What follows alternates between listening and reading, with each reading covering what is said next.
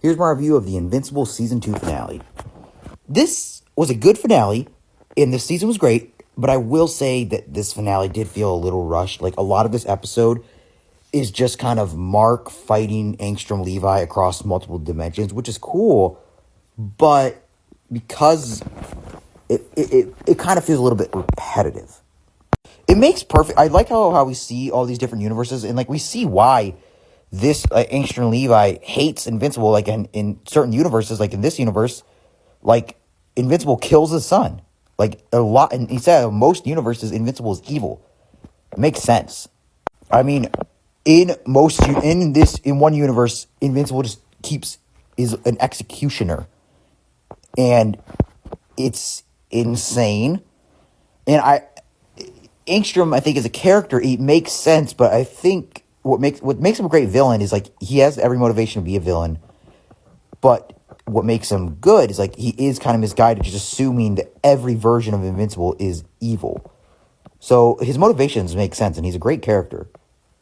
Although when Mark kind of finds out, like, when Angstrom almost kills, like, his mother and his half-brother, he basically just loses it, and I'm pretty sure he beat him to death.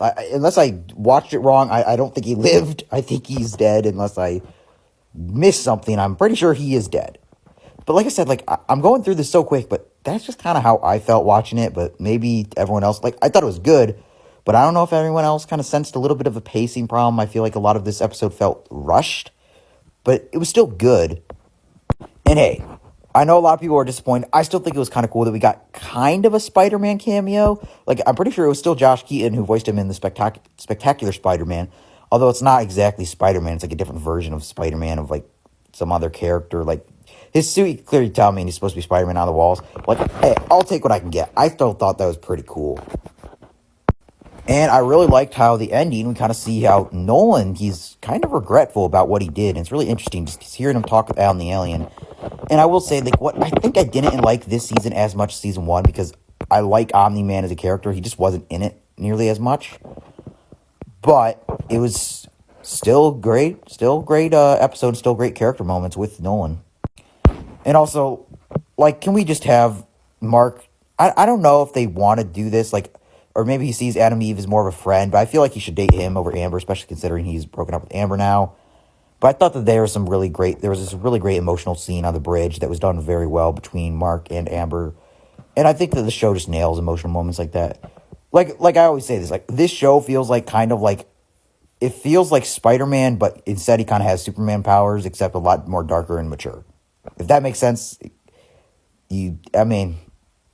like, the personal issues, like, if that makes sense.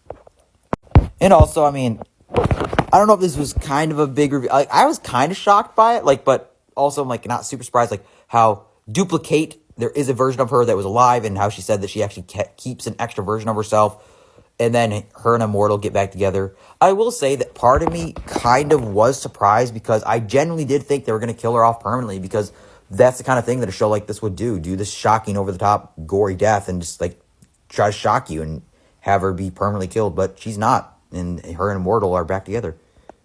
So yeah, I think that this was a very good episode.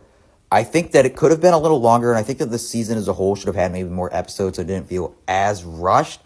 But I still thought that this was a great episode, and I still thought that it's a great season. Although I think I personally enjoyed season 1 more.